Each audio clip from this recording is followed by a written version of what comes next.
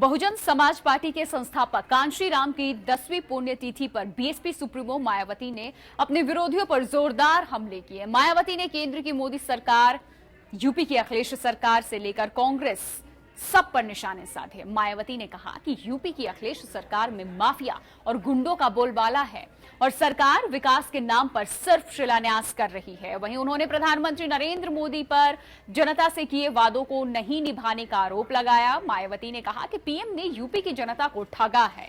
उन्होंने कहा कि अपने 2.5 साल के कार्यकाल में मोदी ने यूपी की जनता से किया अपना 1/4 वादा भी नहीं पूरा किया। मायावती ने 24 घंटे बिजली और गरीबों को मकान देने के वादों का हवाला देते हुए लोगों से पूछा कि क्या इसमें से कुछ भी उन्हें मिला है। मायावती ने काला धन वापस लाने वाले मामले का एक बार फिर जिक्र किया और कहा कि मोदी सरकार ने सिर्फ हवाई बातें करती है और यही जानती है जनता को धोखा देने का काम किया है मोदी सरकार ने।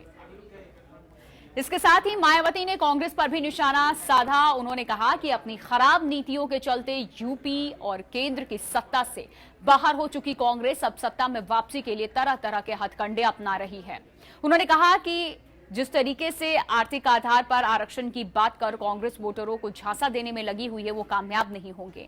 मायावती की इस रैली में पूर्वांचल, बुंदेलखंड समेत राज्य भर से लोगों को इकट्ठा किया गया था। रैली में लाखों की तादाद में भीड़ जुटी और इसके लिए पार्टी ने 19 ट्रेनें भी बुक कराई थी।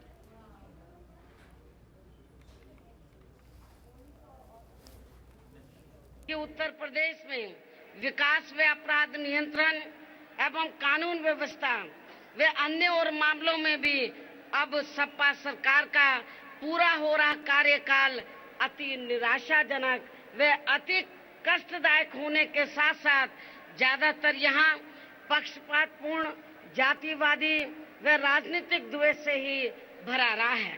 बीजेपी व इनके पीएम पद के उम्मीदवार श्री नरेंद्र मोदी ने खासकर यहाँ उत्तर प्रदेश की जनता को अपनी हर चुनावी जनसभा में ये भरोसा दिलाया था कि केंद्र में बीजेपी की सरकार बनने पर फिर उत्तर प्रदेश की जनता को ये मानकर चलना चाहिए कि अब इनकी केंद्र के साथ साथ उत्तर प्रदेश में भी अपनी खुद की ही सरकार बन गई है।